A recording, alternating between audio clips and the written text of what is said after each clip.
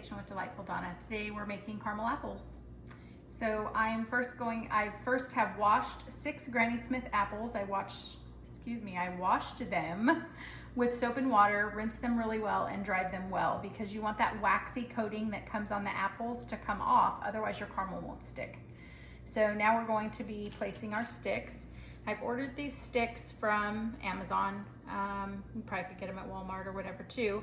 And they are pointed on one end so we can stab our apple. But can't just stab them in there because once you introduce the stick into the apple, then air can get in there and it starts to go bad right away. So to prevent that from happening, we're gonna dip the stick in vodka. If you don't want to use vodka, you don't have to. It's just going to be a very trace amount that actually goes into the apple and you won't taste it. But if you don't want to do that, you can also use lemon juice in the same way. So we're going to dip our stick and then we're going to stab it in our apple. Like that. Now we have a stick in our apple. And I'm going to do that with the rest of them. And then we'll get ready to melt our caramel.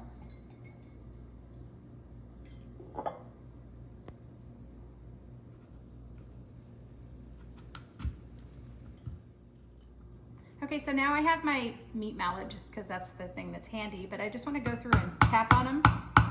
Make sure they're in good and solid. You don't want that stick to come out when you're trying to dip them. Sometimes you can't get them in all the way with your hand. So I just tap each one of them. You'll feel it.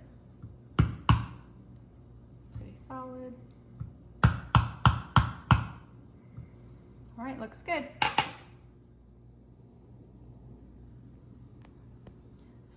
All right, now we're just gonna place them on a tray. I do have a Silpat liner on this tray. This is where I'm gonna put the apples to dry after I've dipped them in caramel.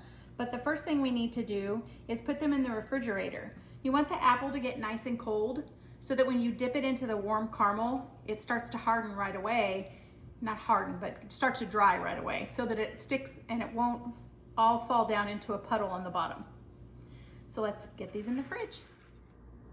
Okay, so now my apples are being chilled with the sticks in them, and then now we're gonna get started on our caramel. I'm using the caramel bits that you buy in the bag.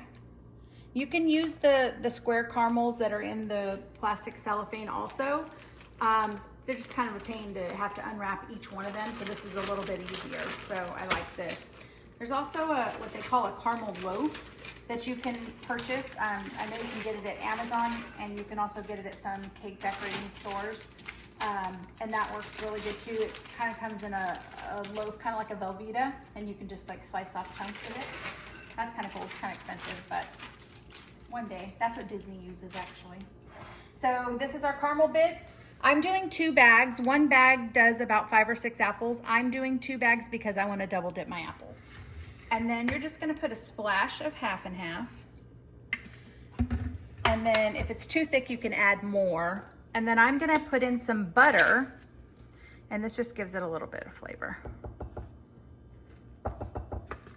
All right, and then we're gonna melt this in the microwave. I'm using a glass container because number 1, I can put that in the microwave.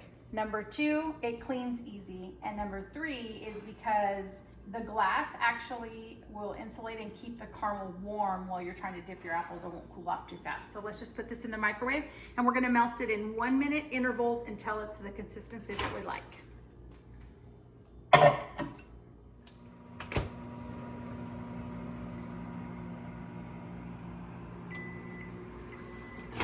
Okay, we're gonna open and we're gonna stir.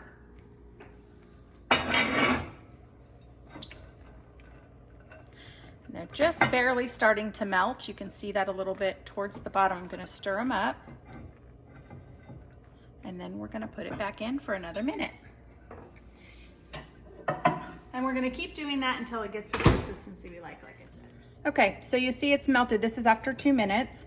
And you see how there's liquid in there. That's that half and half in the butter. So you need to stir to incorporate that in to get the consistency.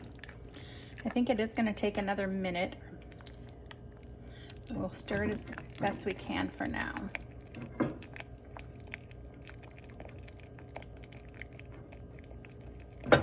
And you see how it's coming together, but you do want it a little thinner than that. So we're gonna put it in for 1 more minute.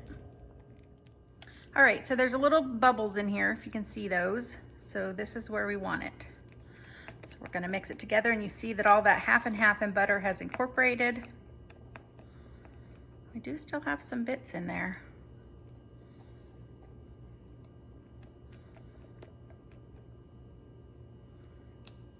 So you just mix it until you get the bits.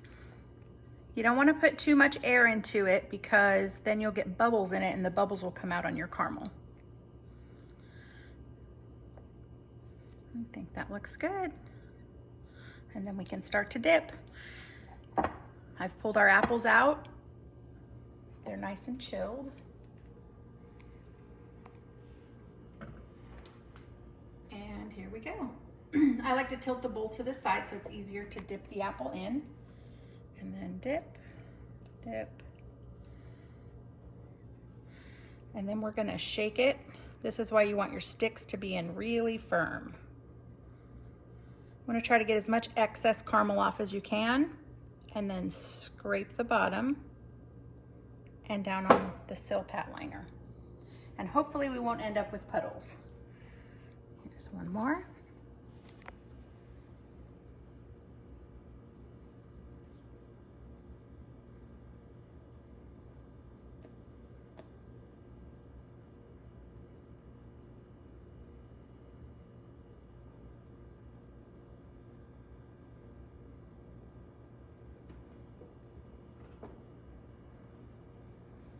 And if your caramel starts to cool down a little too much while you're working with it, you can put it back in the microwave and melt it. I think we're doing okay, but you could.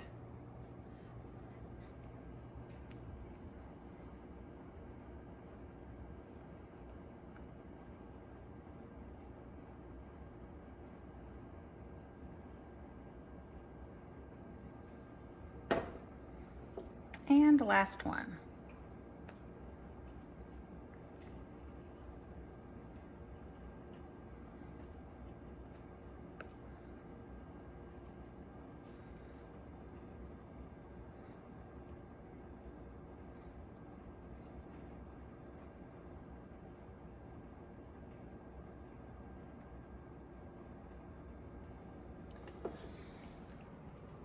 Okay, and for aesthetic reasons, if you wanted to fill in around the top, you could use a spatula and just go around the top with a little bit of the caramel. But it's absolutely not necessary. And that'll level itself out.